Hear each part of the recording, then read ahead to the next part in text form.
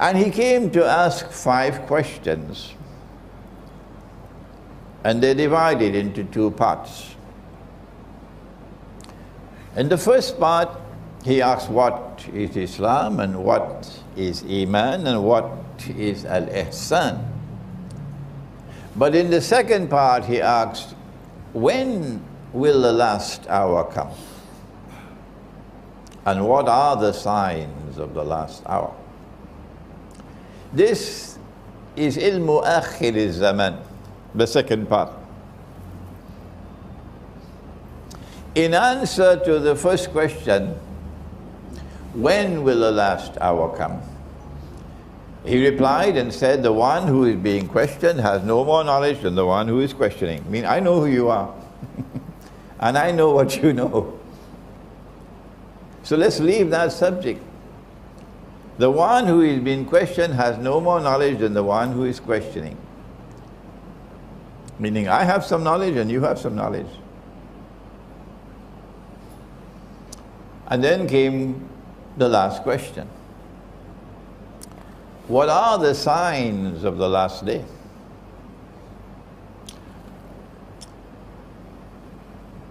The last day is different from the last hour. The last hour will come like the twinkling of an eye, so suddenly, and that's it. And the entire material universe will be transformed into something different. غَيْرَ الْأَرْضِ, it says. غَيْرَ الْأَرْضِ وَالسَّمَاوَاتِ, something different. Mountains will become like pieces of cotton wool. And all the graves will throw out their burden. Everybody will come resurrected for the judgment. That's the last hour.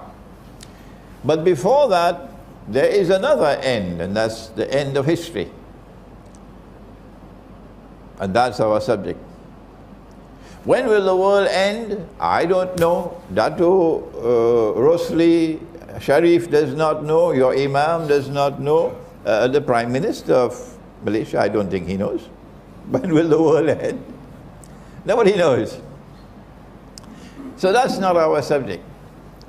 But the end of history is when truth will triumph over every rival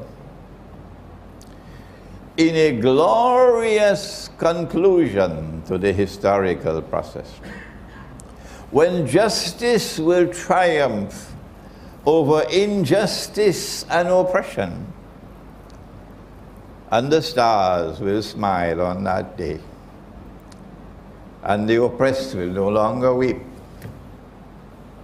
That is the end of history.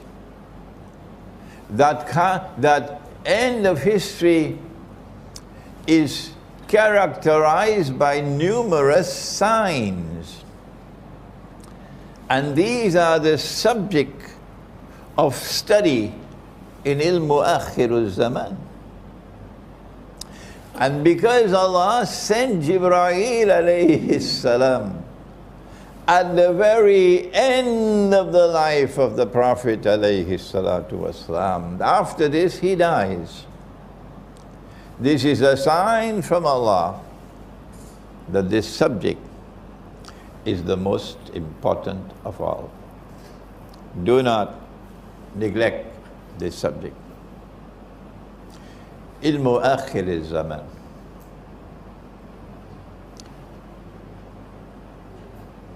The first sign of the 2 was very easy to understand and to recognize. We didn't need a PhD from MIT. That the naked, barefooted shepherds would be competing with each other in the construction of tall buildings. My building is taller than yours. Oh, no, no, no, no. We got the tallest one of all in Dubai. Oh, no. We in Jeddah, we're coming with one taller than you in Dubai. Huh? This very simple, that you would easily understand that the people who are impressed by tall buildings, and the tall buildings is a symbol of progress. And if Kampung, for our listeners in Britain and France, Kampung means a village. If Kampung doesn't have any tall buildings, then Kampung is backward. So leave Kampung and head for where the tall buildings are. This is the sign of a person whose intellectual acumen is that of a naked, barefooted shepherd. What do you mean? I got my PhD from MIT and you telling me? Yes, that's what we're saying. That you now equate tall buildings with progress. You no longer consider what is in the heart to see, is he a man who speaks the truth? He never tells lies. That's important, because our Prophet, Allah's blessings be upon him, said about Akhirul Zaman, there would be great liars. People will have PhD in telling lies in Akhirul Zaman. So if this is a man who is truthful, who is trustworthy, who when he gives his word, he keeps his word. If he is like, you know, Al-Amin, they gave him that name in Mecca. They called him Al-Amin because he was truthful. He never told lies. He was trustworthy. You could trust him. When he gave his word, he kept his word. This is no longer important, no. You no longer judge people by their character. No, you judge them by their bank account and by what car they drive and which suburb they live in and how tall is the building. So this was a very easy sign of Akhirul Zaman. But then came the second one. And this one was not the same. He said that you'd find that a slave woman would give birth to her mistress, You can't understand this literally.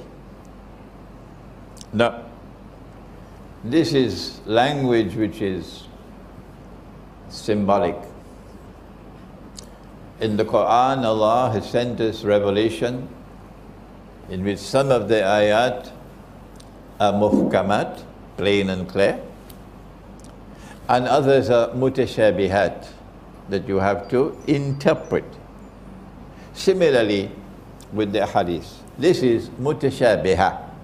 It has to be interpreted that a slave woman would give birth to her mistress. To understand this, you have to understand riba, which delivers slavery. It is riba which delivers slavery. And so my daughter and your daughter is now a slave. That's what she is. In that glorious kingdom called Singapore, which prides itself as the model kingdom of the world. Follow the model of Singapore. So then why Singapore? Why are you so shamelessly enslaving my daughter? As a maid, as a servant. She's the first to wake in the morning, Singapore.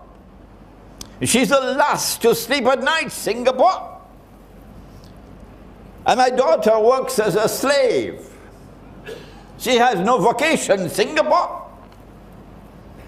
And all that you studied in Harvard about the free and fair market, Singapore, you took it and threw it into the garbage bin. Shame on you, Singapore. You make an agreement with Indonesia to pay her $300 a month. Shame on you, shame on you, shame on you, Singapore. Would any Singaporean woman work for $300 a month? Or $500 a month? None, none, none. But my daughter has to be a slave. That's riba. Because you know where the Indonesian rupiah is now. Yes. And you know where the Pakistani rupee is now. Have you ever asked yourself, is this normal and natural? That the money which Allah gave to us, the dinar and the dirham, the gold coin and the silver coin, you know, it's good sometimes to put aside the teh tarik and the roti canai and think. Sometimes it's good to think, you know, before you accept uncritically the paper money, which was not there yesterday. No, it came now. This is the age of the paper money. Because of this paper money and the banking system, riba, she's a slave.